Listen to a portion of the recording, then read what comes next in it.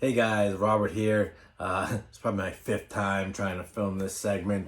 I keep getting interrupted, but all right. So this is iFlip Properties. Please hit the like and subscribe, guys. Let me do a little housekeeping here first, and we'll go through and say that I have the other videos that go with this video, and this here is when we're breaking down the cost estimate for evaluating an investment property deal, whether it's a flip or a rental property.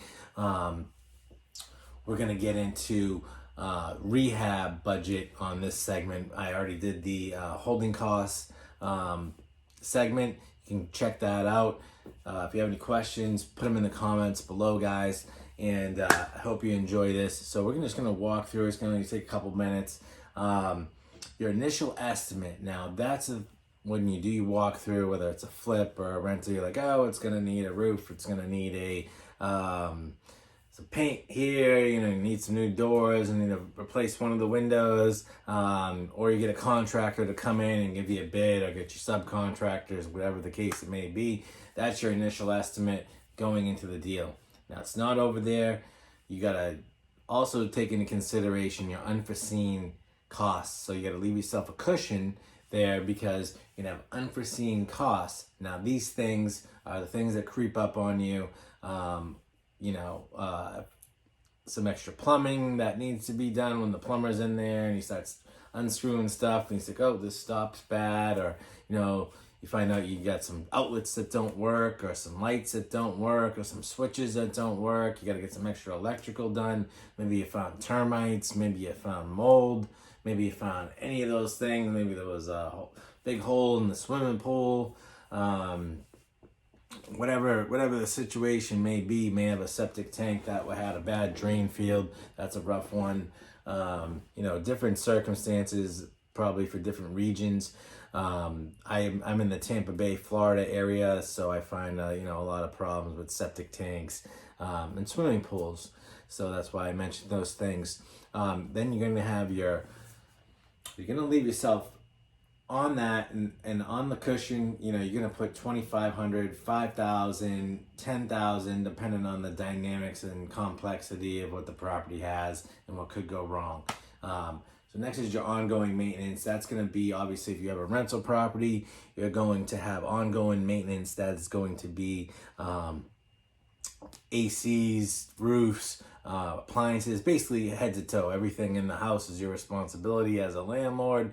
So you're going to have to figure those things into your budget, whatever it costs to, maybe $30,000, and you stretch it out over 15 years that you plan to spend on the property. If you got to replace a roof, an AC, maybe once or twice, hot water heaters, if it's a duplex, whatever. So you got to put yourself a good cushion there when you're figuring your budget, guys.